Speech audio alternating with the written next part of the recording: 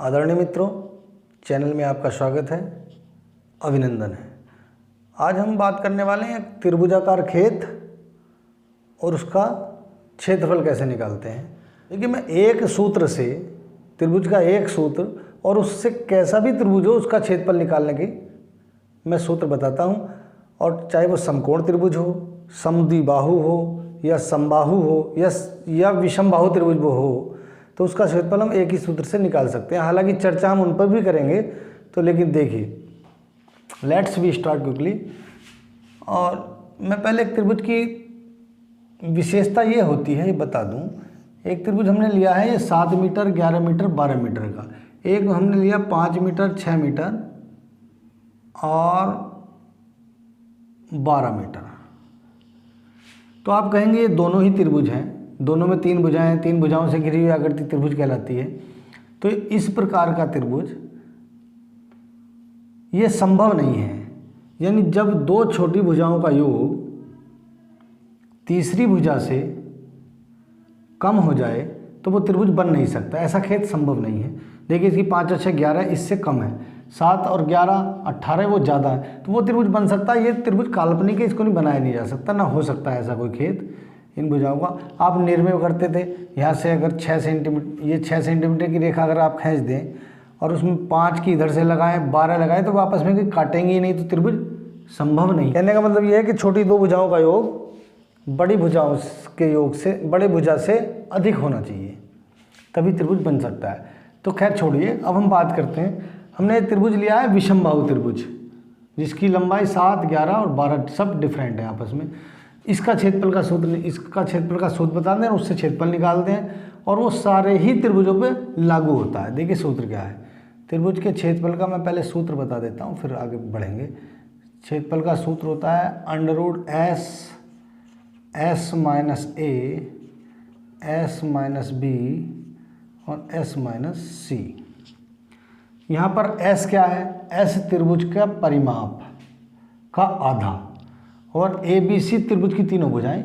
मान लिया A ये ले लिया आपने, B वो, C ये, ठीक। तो अब चलते हैं, पहले निकाल लेते हैं त्रिभुज का S, यानी परिमाप का आधा। 7 + 11 + 12 बटे 2, 7 + 11 + 12 बटे 2, यह आया था 18 × 2 = 20 + 30 बटे 2, यानी 15 मीटर। इसका परिमाप का आधा आ गया 15 मीटर। तो त्रिभुज के क्षेत्रफल में सूत्र लगा देते हैं। तो इस त्रिभुज का क्षेत्रफल क्या होगा? देखिए, √S में आया 15 इंटू 15 में से A गया 7, 8 बचा, 15 में 60, 7 8, 15 में से 11 गए 4 और गुणा 15 में से 12 गए 3। इन सब की जब गुणा करेंगे तो आता है वर्गमूल, ये आता है 1440।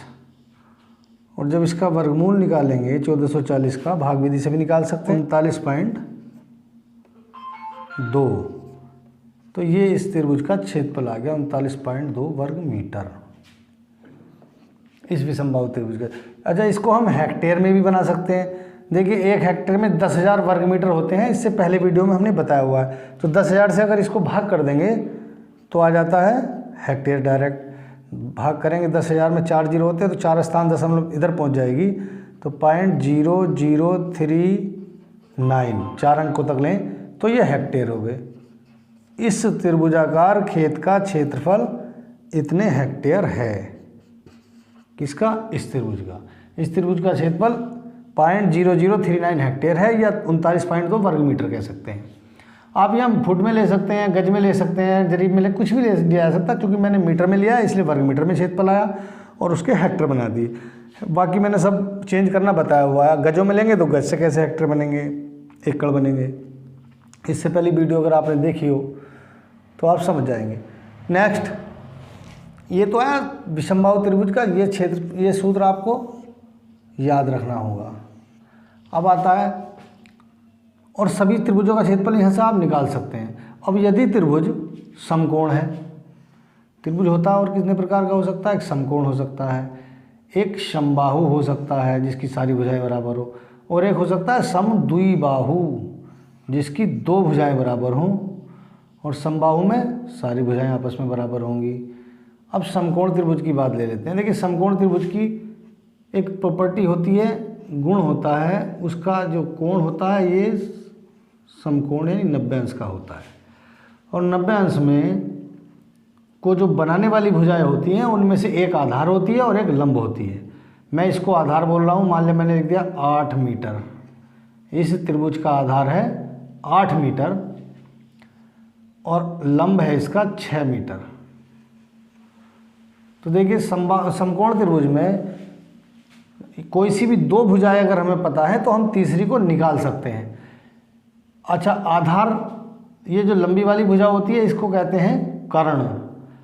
आधार और लंब आपस में इंटरचेंज हो सकते हैं। अगर हम इस त्रिभुज को खड़ा कर दें तो ये ऊपर को लंब हो जाएगा और ये आधार हो जाएगा। इस समय ये आधार है, ये लंब है और ये कर्ण है। तो इसकी अब आते हैं समकोण त्रिभुज के क्षेत्रफल निकालने की बात। देखिए समकोण त्रिभुज की सबसे पहले मैं भुजा निकालना बता दूं। अगर दो भुजा पता है तो तीसरी कितनी होगी, तो कर्ण AC कह दिया। इसका सूत्र है कर्ण का वर्ग बराबर आधार का वर्ग और जमा लंब का वर्ग, यानी AB स्क्वायर और जमा BC का वर्ग, BC स्क्वायर। तो हमें चूँकि कर्ण निकालना है तो AB कितना है, AB 6 का स्क्वायर, BC कितना है 8 का स्क्वायर, यानी ये गया 6 × 36 और 8 × 64 बराबर 100। अब ये AC का स्क्वायर आ गया तो AC निकालने के लिए दोनों तरफ का वर्गमूल, तो ये AC बच जाएगा और इधर आ जाएगा 100 का वर्गमूल 10। तो AC कर्ण कितना आ गया, ये आ जाएगा 10 मीटर आ गया आपका निकल गया। ये तो था कर्ण निकालना। और यदि कर्ण और आधार आपको दिया हुआ हो तो लंब निकाल लेंगे वो यहीं पर रखकर, और ये दोनों दिए हुए लंब और कर्ण तो आधार निकाला जा सकता है केवल इसी सूत्र से। अब इस त्रिभुज का क्षेत्रफल मैं निकालना चाहता हूँ समकोण त्रिभुज वाली जो सूत्र है, समकोण त्रिभुज का जो सूत्र है उससे निकालते हैं। देखिए समकोण त्रिभुज यदि है तो इसका क्षेत्रफल का सूत्र होता है त्रिभुज का क्षेत्रफल आधार गुणा ऊंचाई, आधार गुणा लंब कह लीजिए, लंब बटे 2। और आधार कितना है 8 और लंब है 6 बटे 2, यानी 6 8 जा 48/2 यानी 24 वर्ग मीटर। इस त्रिभुज का क्षेत्रफल कितना आ गया 24 वर्ग मीटर समकोण त्रिभुज का। अब मैं चेक करना चाह रहा था, आप अगर इस सूत्र से इसको निकालना चाहे तो इससे भी अगर आप निकालेंगे तब भी 24 वर्ग मीटर ही आएगा। देखिए ये समकोण त्रिभुज की प्रॉपर्टी थी, 1/2 आधार गुणा ऊंचाई या आधार गुणा लंब बटे 2, बात एक ही है। अब एक आता है समबाहु त्रिभुज जिसकी सारी भुजाएं समान हो। तो सारी भुजाओं में मैंने इसको 10 मान लिया, 10 10 10। इस त्रिभुज का क्षेत्रफल भी आप इस प्रकार निकाल सकते हैं, लेकिन इसका भी एक अलग प्रॉपर्टी दी हुई है गणित में। समबाहु त्रिभुज का क्षेत्रफल होता है, समबाहु त्रिभुज का क्षेत्रफल बराबर होता है √3/4 और गुणा भुजा का वर्ग, अर्थात √3 का मान 1.732/4 और भुजा का वर्ग 10 है, 10 250, यानी इसका आ जाएगा, ये कट जाएगा 25 बार और 25 और इसकी गुणा कितनी आती है 43.3 वर्ग मीटर, ताकि वीडियो में समय कम लगे। तो इस त्रिभुज का क्षेत्रफल 43.3 वर्ग मीटर आ गया। इसको भी आप हेक्टेयर में चेंज कर सकते हैं, वही 10,000 से भाग करके सीधे हेक्टर बन जाएंगे।